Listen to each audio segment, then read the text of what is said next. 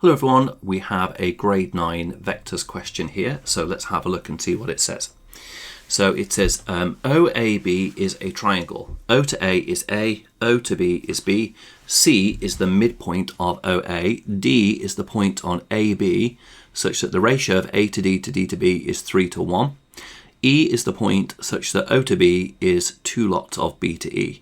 Use a vector method to prove that the points C, D and E lie on the same straight line.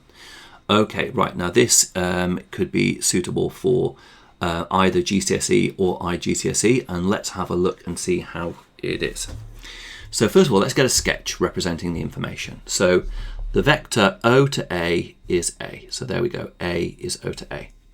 O to B is B. So O to B is the vector B. C is the midpoint of OA.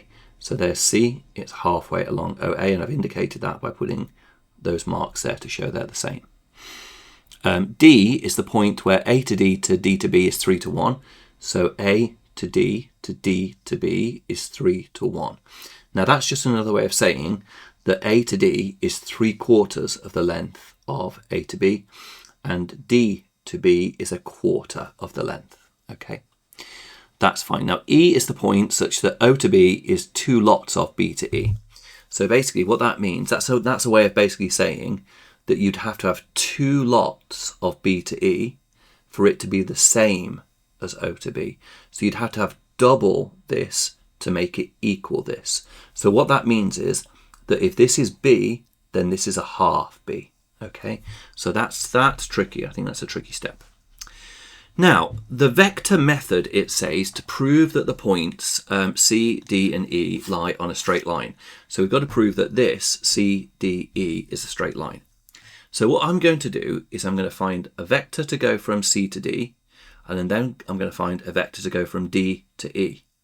And if we find that they're parallel to each other, then we'll have a straight line because we'll have 2 vectors that are parallel that both share a common point. Okay, they both share the point D. So first of all, let's find our vector path from C to D. There's lots of ways I could do it, but I'm going to go up there and down there. So that's going to be a half A plus 3/4 of A to B. So a half A plus 3/4 of A to B. So that raises a question, what is A to B? Well, A to B is going to be minus A, because we're going against the arrow, plus B. So minus A plus B, which can be written as B minus A. So put that result in there. A to B is therefore B minus A. So now we expand our brackets. So 3/4 B times by 3/4 A, and it's a minus as well. We then collect like terms. A half, take away 3/4, is the same as 2/4, take away 3/4, so that's minus 1/4 when you combine those two elements together. And then we've got our plus our 3/4 B. So we can take 1/4 out of that whole thing and write that as 1/4 times by 3B minus A. So that's our path from C to D. Now let's write one for an expression, a vector expression for going from D to E. D to E. Now for this one, I'm going to go down there and along there. So down there is 1/4 of AB. And remember, we found that AB is B minus A, plus this, which we've established, is a half B. So expand our brackets, 1/4 B minus 1/4 A, plus a half B, but a half is the same as 2/4. So we've got 1/4 plus 2/4 is 3/4, and then we've got minus 1/4. So we can factorize that, and we get 1/4 3B minus A. Now, this, you'll notice, these two, the 2 paths that we found are the same. So we found that C to D is the same as D to E.